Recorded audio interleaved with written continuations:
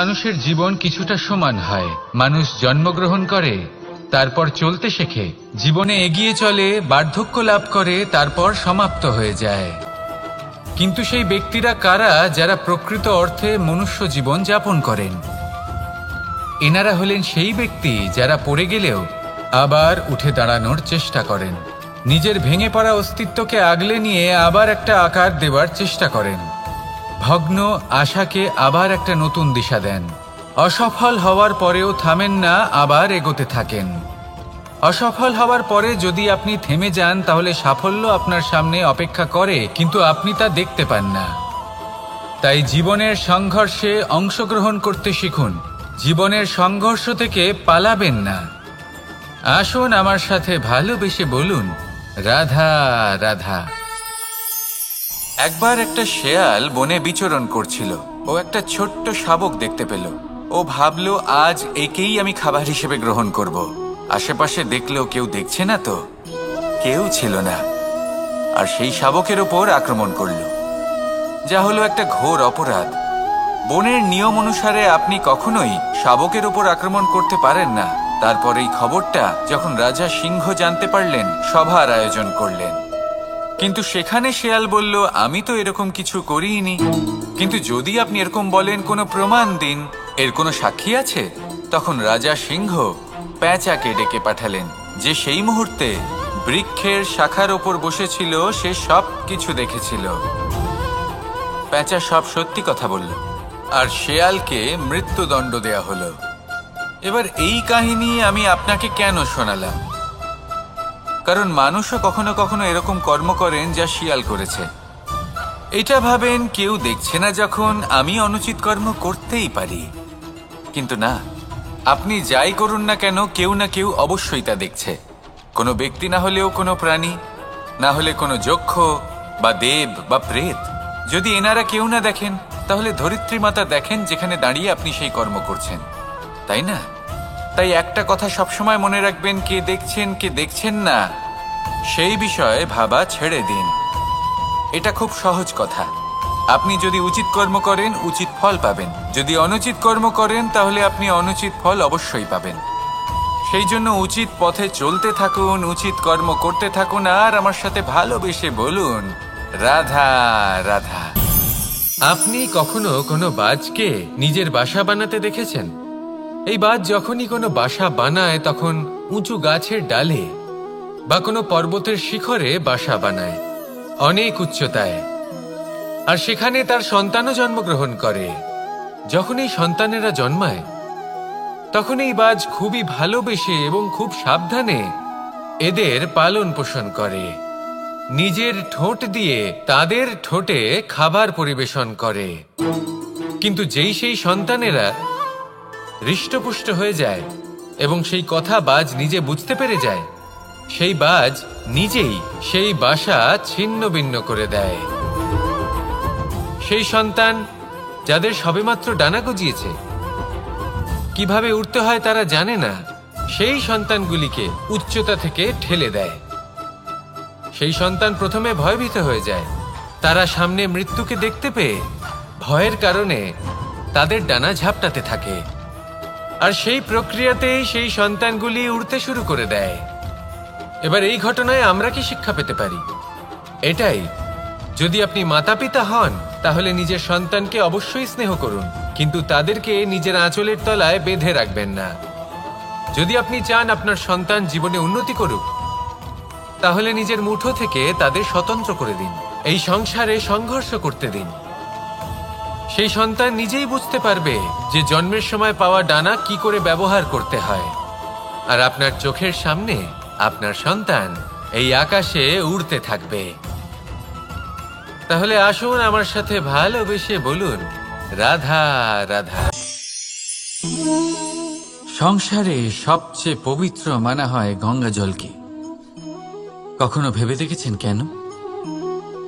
কারণ গঙ্গা জলের আবির্ভাব অত্যন্ত শুদ্ধ হয়, তার জন্ম শুদ্ধ হয়, যেখান থেকে তার শুরু সেটাই শুদ্ধ হয়। আর শুরুটা শুদ্ধ হওয়া অত্যন্ত আবশ্যক। আমাদের জীবনে সবই শুরু হয় আমাদের ভাবনা থেকে। নিজের ভাবনাকে শুদ্ধ রাখুন, কারণ এই ভাবনা থেকেই আবির্ভাব হয় শব্দের। আপনার শব্দ শুদ্ধ রাখুন, কারণ এই শব্দ দ্বারাই আপনার কাজ সম্পন্ন হয়। আপনার কাজ শুদ্ধ রাখুন, কারণ এই কাজ দ্বারাই তৈরি হবে আপনার স্বভাব।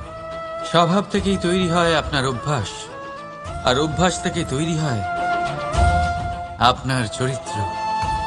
আর এই চরিত্র সংসারের সমক্ষে এক আদর্শ হয়ে ওঠে।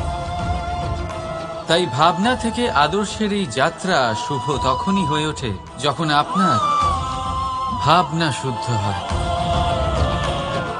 এই সংসারে, এই জীবনে নিজের ভাবনা শুভ রাখলে, শুদ্ধ করলে আপনার মন সুপ্রসন্ন হয়ে বলবে, রাধা রাধা। মানুষ জন্মগ্রহণ করে, তার সাথে ভয়েরও জন্ম হয়। ছোটবেলা থেকেই আমাদের মনে কোনো না কোনো প্রকারের ভয় থেকেই যায়। কেউ এই বিষয়ে ভয় পায় যে তার কোনো বস্তু তার থেকে দূরে চলে যাবে। কেউ এই বিষয়ে ভয় পায় যে আমি নিজেকে হারিয়ে ফেলব।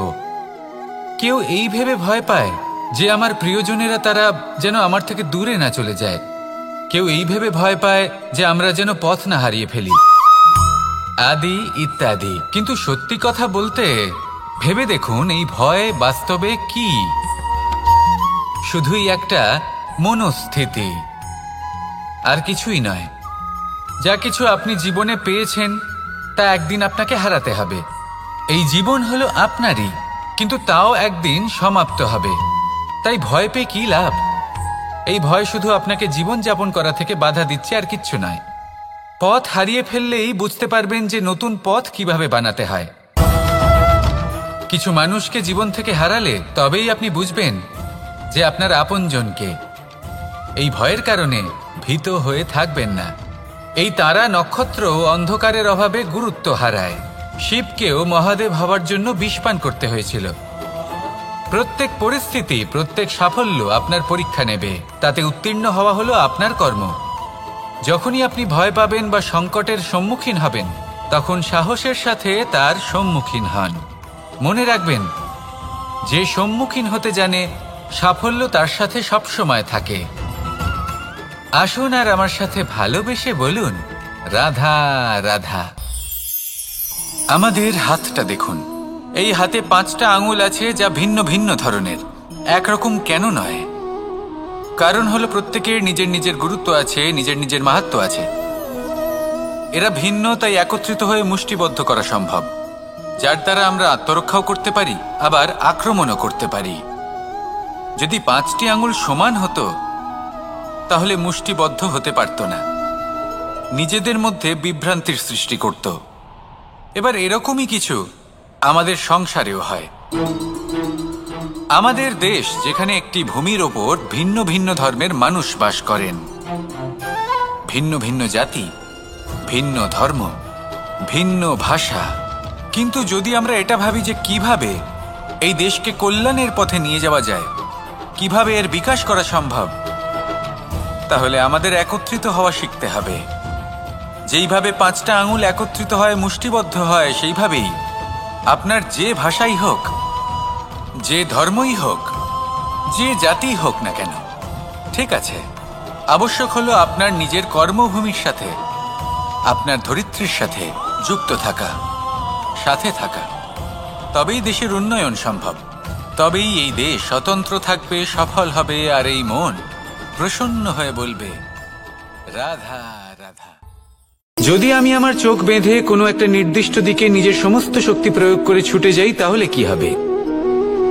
আমি কোথাও ধাক্কা খেতে পারি, নিজের ক্ষতি করতে পারি, কোথাও পড়ে যেতে পারি, তাই না? অর্থাৎ এটা নিশ্চিত এই কাজ আমার করা উচিত নয়। কিন্তু আজকের দিনে প্রত্যেকটা মানুষ এই কাজই করছেন, তাই না?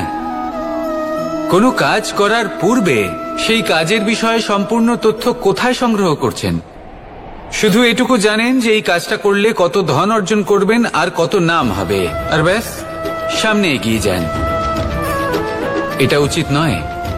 পূর্ণরূপে যে কোনো কাজ করার আগেই সেই কাজের বিশ্লেষণ করে নেওয়া উচিত, তা বুঝে নেওয়া উচিত এবং সেই বিষয়ে অবশ্যই খেয়াল রাখা উচিত যে আপনার শরীর এবং আপনার মন এই কাজ করার জন্য কি প্রস্তুত রয়েছে। যদি তা না হয় তাহলে প্রথমে নিজেকে শুধরে নিন, তারপরে সেই কাজ করুন। যদি এইভাবে জীবনে সামনে এগোন তাহলে সাফল্যের সম্ভাবনা জীবনে অনেক বেশি বেড়ে যাবে। তাহলে এটাই করুন আর আমার সাথে ভালোবেসে বলুন, রাধা রাধা। এই সংসারে সাফল্য লাভ করার জন্য জ্ঞানের প্রয়োজন হয়, পরিশ্রমের প্রয়োজন হয়, দৃঢ় নিষ্ঠার প্রয়োজন হয়, নিরন্তর চেষ্টা করা প্রয়োজনীয়। কিন্তু আরো কিছু আছে যা অত্যন্ত প্রয়োজনীয় এবং গুরুত্বপূর্ণ। তা হলো ভালো বন্ধু। তাদের থাকা অত্যন্ত প্রয়োজনীয়। যদি ভালো বন্ধু থাকে তাহলে সময় এলে তারা ঢাল হয়ে আপনাকে সুরক্ষা করবেন। সময় এলে অস্ত্রের মতো শত্রুকে সংহারও করবেন। যদি তিনি জ্ঞানী হন, তাদের মধ্যে সদ্গুণ থাকে, তাহলে এই সব গুণ আপনার মধ্যেও প্রবেশ করবে। তাহলে সাফল্যের জন্য ভালো বন্ধু পাওয়া অত্যন্ত প্রয়োজনীয়। কিন্তু শুধু বন্ধু কেন, ভালো শত্রুও থাকা প্রয়োজনীয়। এবার আপনি ভাববেন, আমি কি বললাম? যদি আপনার জীবনেও ভালো অর্থাৎ শক্তিশালী শত্রু থাকে তাহলে আপনিও শক্তিশালী হতে থাকবেন। এই শত্রু আপনাকে প্রেরিত করবে আরো বেশি শক্তিশালী হয়ে ওঠার। কখনো কোনো হরিণকে দেখুন, তীব্র গতিতে দৌড়তে থাকে। কেন তীব্র গতিতে দৌড়য়? এই কারণে নয় যে কোথাও তার জন্য মধুর ঘাস অপেক্ষা করে রয়েছে, না। সে এই কারণে তীব্র গতিতে দৌড়য় কারণ সেটা না করলে তার পেছনে একটি সিংহ আছে যে ওকে নিজের ভোজন করে ফেলবে। তাই জীবনে বিপদ, সংকট এই সবকিছুও হলো অত্যন্ত গুরুত্বপূর্ণ।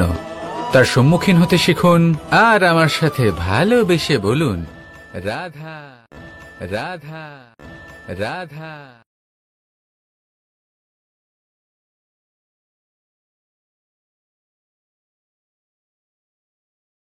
লক্ষ্যে পৌঁছানো অত্যন্ত কঠিন হয়। কেউ ভাবেন যে কেন এত কঠিন হয়, কেন এত কষ্ট করতে হয় লক্ষ্যে পৌঁছানোর জন্য। এই লক্ষ্য সরলভাবে কেন আমার কাছে চলে আসে না? চলুন আপনাকে একটা কথা বলি, যদি আপনার লক্ষ্য কঠিন না হয় তাহলে তাকে পাওয়া আপনার পক্ষে অসম্ভব হয়ে উঠবে। লক্ষ্যে পৌঁছানোর এই রাস্তায় আপনি যে কড়া রোদের সম্মুখীন হন, যার থেকে আপনি দূরে পালাতে চান, সেই রোদ আপনাকে প্রেরণা যোগায় যে আপনি এগোতে থাকুন। ভাবুন একজন যাত্রী যে কিনা নিজের লক্ষ্যের দিকে যাচ্ছেন, সেই পথে উনি যদি একটু ছায়া পেয়ে যান আর উনি ওখানে বিশ্রাম নেন, তাহলে তার সাথে তার ভাগ্য গভীর নিদ্রায় সেখানে বিলীন হয়ে যায়। তাই পরিশ্রমের কড়া রোদের থেকে কখনো দূরে পালাবেন না। জীবনে শুধু সামনে এগোতে থাকুন দৃঢ়তার সাথে। আর লক্ষ্য সরল হোক, কঠিন হোক বা অত্যাধিক কঠিন হোক, একটা কথা মনে রাখবেন, যে জীবনের লক্ষ্যে পৌঁছতে পেরেছে সে লক্ষ্য প্রাপ্তির জন্য আফসোস কখনোই করে না। রাধা রাধা। ধৈর্য, এই ধৈর্য কি কোনো গুণ, কোনো অনুভূতি, কোনো দৃষ্টিভঙ্গি? আমার জন্য ধৈর্য এক বাহন। আপনি হয়তো ভাবছেন এ কেমন বাহন? বাহন তো ঘোড়া হতে পারে, হাতি হতে পারে, উটও হতে পারে, কিন্তু ধৈর্যকে বাহন বানানো মানে? চলুন আপনাকে একটা কথা বোঝাই। পৃথিবীতে এমন কোনো বাহন নেই যে তার আরোহীকে আছড়ে ফেলেনি। সেটা উট হোক বা হাতি হোক বা ঘোড়া হোক, চলতে চলতে কখনো নড়বড় করেই বসে। তারপর সেই আরোহী পড়ে কারোর পায়, তারপর পড়ে তার নিজের নজরে। কিন্তু ধৈর্যরূপী বাহন কখনো কাউকে ফেলে না, কখনো না। না সেই আরোহী কারোর পায়ে পড়ে আর না তো নিজের নজরে। কারণ ধৈর্য আপনাকে বিবেক প্রদান করে, বিবেক আপনাকে পরিকল্পনায় সাহায্য করে, আর পরিকল্পনা প্রদান করে আপনাকে শক্তি আপনার লক্ষ্যের দিকে অগ্রসর হওয়ার। বুঝলেন? ধৈর্যকে সঙ্গে রাখুন, নিজেকে আরো ধৈর্যশীল করে তুলুন। এই ধৈর্যের সাহায্যে আরোহণ করে দেখুন কিভাবে এই বাহন আপনাকে আপনার গন্তব্যে পৌঁছে দেবে। রাধা রাধা। সংসারে এমন একটা ভ্রান্ত ধারণা রয়েছে যে সবকিছু ভাগ্যের দ্বারা পাওয়া যায়, কিন্তু ভাগ্য, প্রারব্ধ এ তো সকলের জন্যই সমান হয়। এটা তো ব্যক্তির উপরে নির্ভরশীল হয়, তার আকাঙ্ক্ষার উপরে নির্ভরশীল হয়, বাসনার উপরে নির্ভরশীল হয়, স্বভাবের উপরে নির্ভরশীল হয় যে উনি সেটা নিয়ে কি করেন। দেখুন, এই প্রসাদ কিন্তু সকলকেই দেওয়া হয়, কিন্তু তা গ্রহণ করবেন কিভাবে সেটা ব্যক্তির উপরে নির্ভর করে। আপনাকে এক উদাহরণ দিই। যেমন ধরুন, দুজন মানুষকে আমি একটা করে মাটির ডেলা দিলাম, সেটা নিয়ে তারা কি করবেন? একজন মানুষ তার ছোট ছোট ডেলা বানাবেন আর পথযাত্রীদের ওপরে ছুঁড়ে মারবেন, হাসি ঠাট্টা করবেন, তাদের বস্ত্র নোংরা করে দেবেন, সেটাতেই উনি আনন্দ পাবেন। অন্যদিকে দ্বিতীয় ব্যক্তি সেই মাটির ডেলা দিয়েই নিজের জন্য একটা কুঁড়ে ঘর বানাবেন। সেই কুঁড়ে ঘর যা রোদেতে, বৃষ্টিতে, ঝড়ে তাকে সুরক্ষিত রাখবে। অনুভূতি, এই অনুভূতি বদলাতে শিখুন। এই অনুভূতি অত্যন্ত গুরুত্বপূর্ণ। ভালোবাসাতেও এই অনুভূতি হলো অত্যন্ত গুরুত্বপূর্ণ। ভালোবাসা সে বন্ধুর সাথে হোক, মা বাবার সাথে হোক, ভাই বোনের সাথে হোক, স্ত্রীর সাথে হোক, যে কারোর সাথে হোক। মনে রাখবেন, এই হলো সেই অনুভূতি যা আপনার ভাগ্য নির্ধারণ করে থাকে। তাহলে আসুন আমার সাথে প্রেমের অনুভূতি নিয়ে বলুন, রাধা রাধা। লক্ষ্য, পথ আর সাফল্য, এই তিনটেই একে অপরের সাথে জড়িত, কিন্তু অনেকবার মানুষ এদের ঠিকভাবে বুঝতে পারেন না। তারা ভাবেন যে যেরকম লক্ষ্য হবে সেরকমই পথ হবে, সেই মতোই লক্ষ্য কঠিন হলে পথ কঠিন হবে, লক্ষ্য সরল হলে পথও সরল হবে। যদি আপনাকে আসল সত্যের সাথে অবগত করাই, তাহলে দেখবেন সবকিছুই এর উল্টো। লক্ষ্য নিজের পথ বানায় না, পথ সেটাই যেটা আপনি স্বয়ং নির্বাচন করে আপনি নিজে বানান। সেই অনুসারেই আপনি আপনার লক্ষ্যে পৌঁছতে পারবেন। সেই জন্য জীবনে যখনই লক্ষ্যে পৌঁছানোর পথের বিষয়ে আপনি কোনো সিদ্ধান্ত নেবেন, তাহলে তা ভেবে চিন্তে নেবেন, কারণ এই পথ অত্যন্ত গুরুত্বপূর্ণ। পথ যদি শুভ হয়, তাহলে লক্ষ্য আপনা থেকেই শুভ হয়ে যায়। তাহলে আসুন আমার সাথে ভালোবেসে বলুন, রাধা রাধা। ভাগ্য আর কর্ম, এই দুই এমন শব্দ যাকে ঘিরে সমগ্র সংসার। কেউ বলে আমার ভাগ্যে এটা ছিল না, যা পেলে আমার জীবন অন্যরকম হতো। কেউ বলে আমার গত জন্মের কর্ম নিশ্চয়ই এমন ছিল, যে কারণে এই জন্মে এরকম ভাগ্য পেয়েছি আমি। এসব বাদ দিন আর একবার শান্ত চিত্তে ভাবুন। আপনি বুঝতে পারবেন যে ভাগ্য আর কর্ম এই দুই এই জন্মের। তফাৎ শুধুমাত্র এটাই যে যদি ভাগ্যের কথা বলা হয়, তাহলে আপনি এই ভাগ্যের থেকে যত বেশি আশা করবেন তত বেশি নিরাশ হবেন আপনি, কারণ এই আশা আপনাকে কর্ম করা থেকে আটকায়। যদি কথা বলা হয় কর্মের, তাহলে নিজের কর্মের প্রতি যত বিশ্বাস রাখবেন তত বেশি সফলতা আপনার কাছে আসবে। তাই একটা কথা মনে রাখবেন, ভাগ্য আপনার কর্ম নির্ধারণ করে না, কিন্তু আপনার কর্ম আপনার ভাগ্যকে অবশ্যই নির্ধারণ করে। রাধা রাধা। নাম কত সাধারণ একটা বিষয়। প্রত্যেক মানুষ যে জন্ম নেয় তাকে একটা নাম দেওয়া হয়, যা সে পেয়ে থাকে তার মাতা পিতার দ্বারা, না হলে তার গুরুর দ্বারা, বা কোনো আত্মীয়ের দ্বারা, বা কোনো কাছের মানুষের দ্বারা। এই নামের সাথেই সে আস্তে আস্তে বেড়ে ওঠে। কিন্তু এটাই কি সেই নাম? এই নামই কি সবকিছু? কখনোই নয়। একটা নাম সেটা যা আপনি জন্মের সময় লাভ করেন, যে নামে আপনি কর্মের পথে অগ্রসর হন। আরও একটা নাম সেটা যা আপনি আপনার কর্মের দ্বারা অর্জন করেন, আর এই নামেই আপনাকে সবাই যুগ যুগ ধরে মনে রাখে। আপনার আসল নাম সেটা নয় যা আপনাকে জন্মের সময় দেওয়া হয়েছিল। আপনার আসল নাম সেটা যেটা আপনি আপনার কর্ম দ্বারা লাভ করেছেন, কারণ সেই লাভের পেছনে প্রচুর প্রয়াস লুকিয়ে থাকে, অনেক পরিশ্রম লুকিয়ে থাকে। কিন্তু যদি আপনি চান যে মানুষ আপনার নাম মনে রাখে, তাহলে আপনাকে কর্মের পথে অগ্রসর হতেই হবে, শুভ কর্ম করতে হবে, অনর্গল চেষ্টা করে যেতে হবে, মহান কাজ করতে হবে। আর বিশ্বাস করুন, আপনি একটা মহান নামের ফল অবশ্যই লাভ করবেন। রাধা রাধা।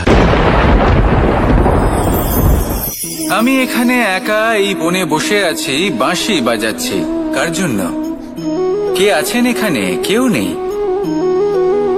আমার প্রজা, আমার রাজ্য, আমার পরিবার আমার থেকে অনেক দূরে আছেন। আমি এখানে একা এই বনে বসে এই আকাশের এই রঙের, গাছের এই সব ফলের, মাটির সুবাসের আনন্দ উপভোগ করছি। কেন? আমি হলাম দ্বারকাধীশ। এমন কি রাজকীয় বা ভৌতিক সুখ রয়েছে যে আমি ওখানে পেতে পারি না? সবকিছুই পেতে পারি, তাও এখানে বনে একা বসে আছি। কোন সুখ খুঁজে চলেছি? একা থাকার সুখ। আমরা প্রত্যেকদিন অনেক মানুষের সাথে, চিন্তাধারার সাথে, কর্মের সাথে, পরিস্থিতির সাথে, সুখ দুঃখের দ্বারা বেষ্টিত থাকি। জীবনের এই চক্রে আমরা জড়িয়ে পড়তে থাকি। যতই আমরা এই সমস্যার সমাধান করি, আমরা ততই এতে জড়িয়ে পড়ি। আমরা এতটাই জড়িয়ে পড়ি যে যখন আমরা আয়নায় নিজেদের দেখি, তখন আমরা নিজেদের চিনতেই পারি না। এমন মনে হয় যেন আমরা নিজেদের হারিয়ে ফেলেছি। সেই জন্য প্রত্যেক দিন আপনি কিছু সময় নিজের সাথে কাটান একান্তে। এটা অত্যন্ত আবশ্যক। নিজের অস্তিত্বের গভীরে গিয়ে দেখতে শিখুন, নিজেকে বুঝুন। অদ্ভুত শান্তির অনুভূতি হবে। যেমন এই বায়ু, এই বৃক্ষ, এই পুষ্প, এই নিসর্গ, এদের মতো আপনিও কখনো একলা হতে শিখুন। কখনো নিসর্গের একটা অংশ হয়ে দেখুন। এই মন প্রসন্ন হয়ে বলবে, রাধা। একবার একটা শেয়াল বনে বিচরণ করছিল। ও একটা ছোট্ট শাবক দেখতে পেল। ও ভাবলো, আজ একেই আমি খাবার হিসেবে গ্রহণ করব। আশেপাশে দেখলো কেউ দেখছে না তো, কেউ ছিল না। আর সেই শাবকের ওপর আক্রমণ করল, যা হলো একটা ঘোর অপরাধ। বনের নিয়ম অনুসারে আপনি কখনোই শাবকের ওপর আক্রমণ করতে পারেন না। তারপর এই খবরটা যখন রাজা সিংহ জানতে পারলেন, সভার আয়োজন করলেন। কিন্তু সেখানে শেয়াল বলল, আমি তো এরকম কিছু করিনি। কিন্তু যদি আপনি এরকম বলেন, কোনো প্রমাণ দিন, এর কোনো সাক্ষী আছে? তখন রাজা সিংহ পেঁচাকে ডেকে পাঠালেন, যে সেই মুহূর্তে বৃক্ষের শাখার ওপর বসেছিল। সে সব কিছু দেখেছিল। পেঁচা সব সত্যি কথা বলল, আর শেয়ালকে মৃত্যুদণ্ড দেয়া হলো। এবার এই কাহিনী আমি আপনাকে কেন শোনালাম? কারণ মানুষও কখনো কখনো এরকম কর্ম করেন যা শিয়াল করেছে। এটা ভাবেন কেউ দেখছে না, যখন আমি অনুচিত কর্ম করতেই পারি। কিন্তু না, আপনি যাই করুন না কেন, কেউ না কেউ অবশ্যই তা দেখছে। কোনো ব্যক্তি না হলেও কোনো প্রাণী, না হলে কোনো যক্ষ বা দেব বা প্রেত। যদি এনারা কেউ না দেখেন, তাহলে ধরিত্রী মাতা দেখেন, যেখানে দাঁড়িয়ে আপনি সেই কর্ম করছেন, তাই না? তাই একটা কথা সবসময় মনে রাখবেন, কে দেখছেন কে দেখছেন না সেই বিষয়ে ভাবা ছেড়ে দিন। এটা খুব সহজ কথা। আপনি যদি উচিত কর্ম করেন, উচিত ফল পাবেন। যদি অনুচিত কর্ম করেন, তাহলে আপনি অনুচিত ফল অবশ্যই পাবেন। সেই জন্য উচিত পথে চলতে থাকুন, উচিত কর্ম করতে থাকুন, আর আমার সাথে ভালোবেসে বলুন, রাধা রাধা। বাহ, পুষ্পের সুবাস আমার খুব ভালো লাগে। অত্যন্ত সুন্দর হয় এই পুষ্প। এইভাবে চারিদিকে পুষ্প দেখে মন আনন্দিত হয়ে ওঠে। এবার আপনারা ভেবে দেখুন, আমার চারিদিকে পুষ্প নয়, আগুন আছে। তাহলে কি হবে? আমার শরীর কি জ্বলে যাবে না? অবশ্যই জ্বলবে। শরীরকে কি আগুনের তাপ সহ্য করতে হবে না? অবশ্যই সহ্য করতে হবে। এটাই হলো প্রকৃতির নিয়ম।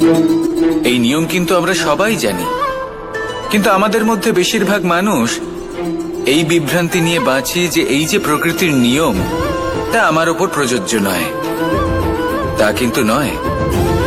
আমাদের চতুর্দিকে এই যে নিসর্গ রয়েছে, আমরা তার কতটা ক্ষতি করি সেটা একবার ভেবে দেখুন। আমরা বনাঞ্চল জ্বালিয়ে দিই, বায়ু দূষিত করি, জল দূষিত করি, প্রাণীদের হত্যা আমরা করি।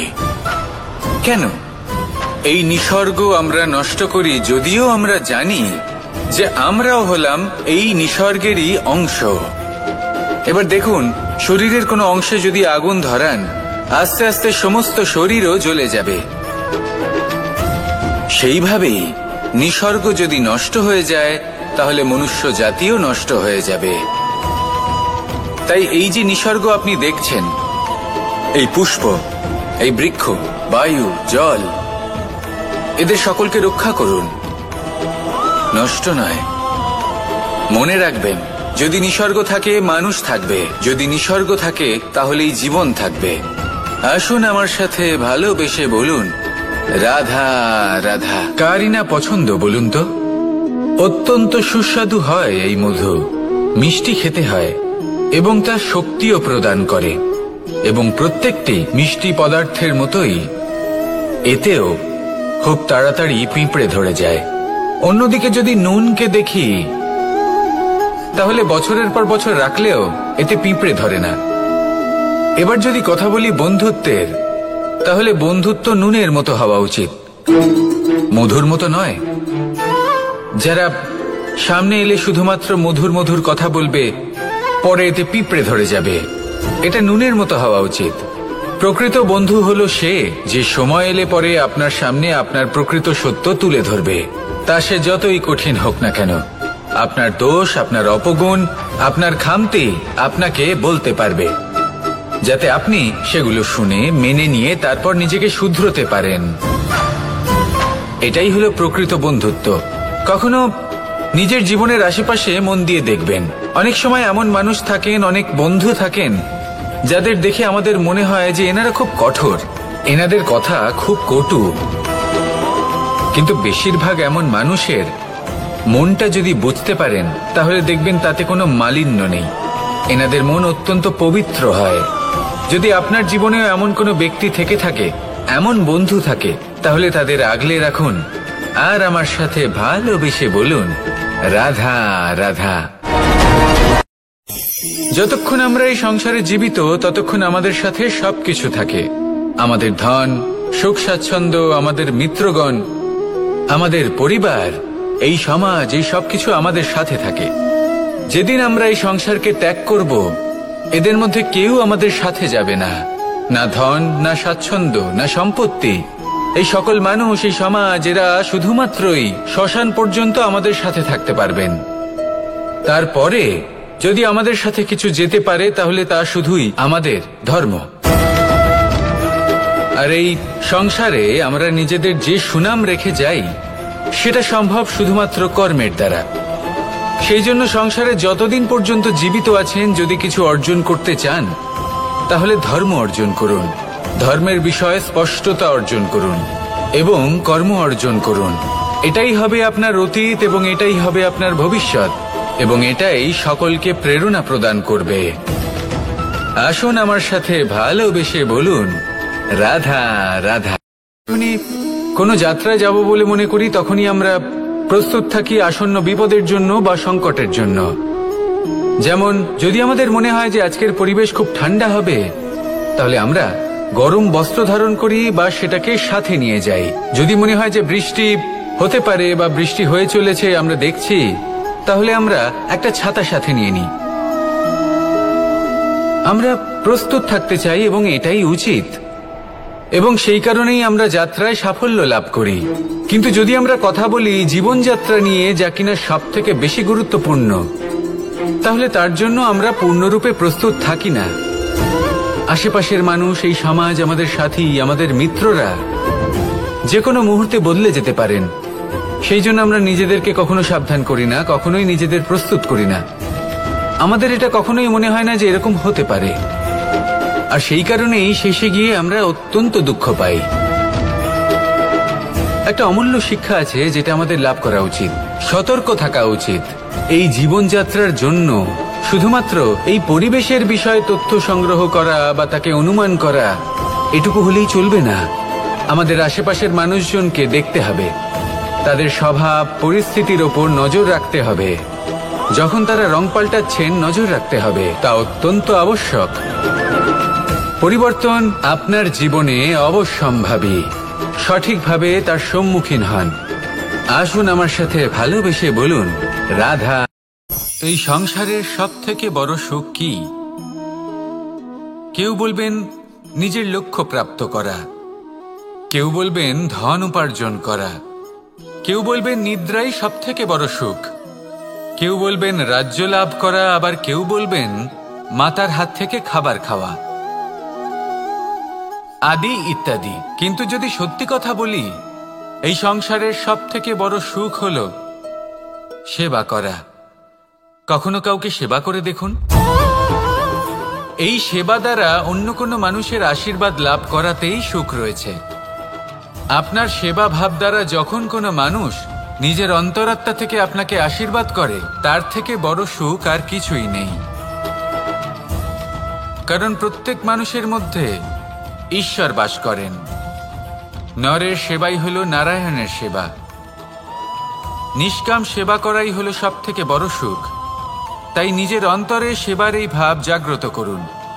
যে সুখের কথা আমি বলছি, সেই সুখ অনুভব করেই দেখুন। এই মন সুপ্রসন্ন হয়ে বলবে, রাধা রাধা। বাহ, পুষ্পের সুবাস আমার খুব ভালো লাগে। অত্যন্ত সুন্দর হয় এই পুষ্প। এইভাবে চারিদিকে পুষ্প দেখে মন আনন্দিত হয়ে ওঠে। এবার আপনারা ভেবে দেখুন, আমার চারিদিকে পুষ্প নয়, আগুন আছে। তাহলে কি হবে? আমার শরীর কি জ্বলে যাবে না? অবশ্যই জ্বলবে। শরীরকে কি আগুনের তাপ সহ্য করতে হবে না? অবশ্যই সহ্য করতে হবে। এটাই হলো প্রকৃতির নিয়ম। এই নিয়ম কিন্তু আমরা সবাই জানি, কিন্তু আমাদের মধ্যে বেশিরভাগ মানুষ এই বিভ্রান্তি নিয়ে বাঁচি যে এই যে প্রকৃতির নিয়ম, তা আমার ওপর প্রযোজ্য নয়। তা কিন্তু নয়। আমাদের চতুর্দিকে এই যে নিসর্গ রয়েছে, আমরা তার কতটা ক্ষতি করি সেটা একবার ভেবে দেখুন। আমরা বনাঞ্চল জ্বালিয়ে দিই, বায়ু দূষিত করি, জল দূষিত করি, প্রাণীদের হত্যা আমরা করি। কেন? এই নিসর্গ আমরা নষ্ট করি, যদিও আমরা জানি যে আমরাও হলাম এই নিসর্গেরই অংশ। এবার দেখুন, শরীরের কোনো অংশে যদি আগুন ধরান, আস্তে আস্তে সমস্ত শরীরও জ্বলে যাবে। সেইভাবেই নিসর্গ যদি নষ্ট হয়ে যায়, তাহলে মনুষ্য জাতিও নষ্ট হয়ে যাবে। তাই এই যে নিসর্গ আপনি দেখছেন, এই পুষ্প, এই বৃক্ষ, বায়ু, জল, এদের সকলকে রক্ষা করুন, নষ্ট নয়। মনে রাখবেন, যদি নিসর্গ থাকে মানুষ থাকবে, যদি নিসর্গ থাকে তাহলেই জীবন থাকবে। আসুন আমার সাথে ভালোবেসে বলুন, রাধা রাধা।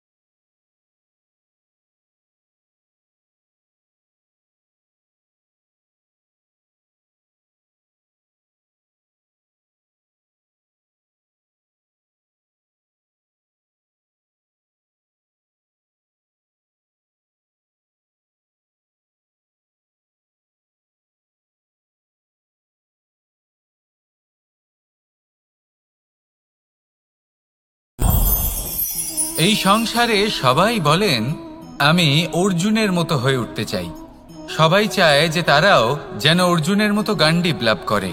তারাও চায় যে তাদেরকেও মহাদেব এসে পশুপতি অস্ত্র দান করবেন। তারাও এটাই চায় মহাভারতের মতো মহাসংগ্রামে বিজয়ী হতে।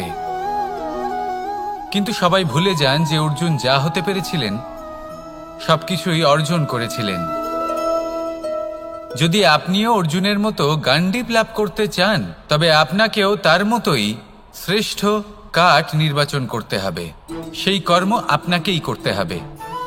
তার প্রত্যঞ্চা যাতে তীব্র হয় তার জন্য আপনাকে সর্বশ্রেষ্ঠ দড়ি খুঁজে বের করতে হবে। আপনার বাণ যাতে ঘাতক হয় সেই জন্য আপনাকে নতুন নতুন ধাতু খুঁজে বের করতে হবে।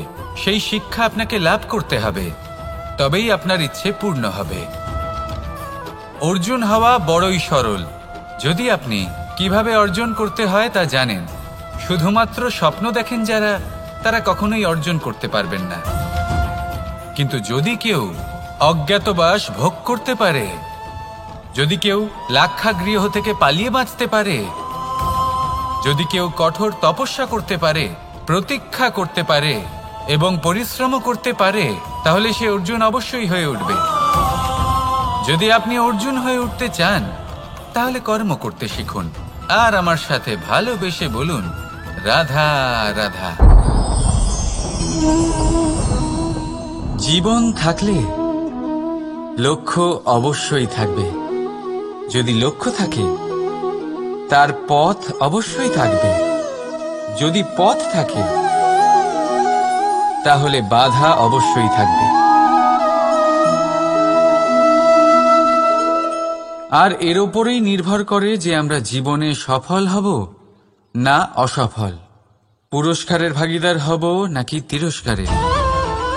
মনে করুন আপনাকে একটা কাজ করতে হবে, আপনাকে পর্বত আরোহণ করতে হবে, আর সেই পথের ঢাল আপনাকে একাধিকবার ফেলে দেবে। পাথর আপনাকে একাধিকবার আহত করবে। এই অবস্থায় কি করবেন? সাধারণ মানুষ বেছে নেয় প্রতিশোধ। সেই পর্বতকে নষ্ট করে দেওয়ার চিন্তা ভাবনা করে, তার ভিতকে নড়িয়ে দেওয়ার কথা ভাবে সেই মানুষ। কিন্তু পর্বতকে তো কেউ নষ্ট করতে পারে না। তাই অসফল হওয়ার সাথে সাথে কুখ্যাতিরও ভাগীদার হয়ে যায় সে। দ্বিতীয় পথ হল পরিবর্তন। যদি আপনি সেই পর্বত ভাঙার পরিবর্তে তাতে সোপান তৈরি করেন, তাহলে আপনিও সেই পর্বতে উঠতে পারবেন, অন্য কেউও তাতে উঠতে পারবে, আগামী প্রজন্মও তাতে উঠতে পারবে, আর সেই আগামী প্রজন্ম সর্বদা আপনার সুনাম করবে। তাই জীবনে প্রতিশোধ নয়, পরিবর্তন বাছুন। বদলা নয়, বদল বেছে নিন। আপনার বাধা আপনার বন্ধু হয়ে যাবে। রাধা রাধা।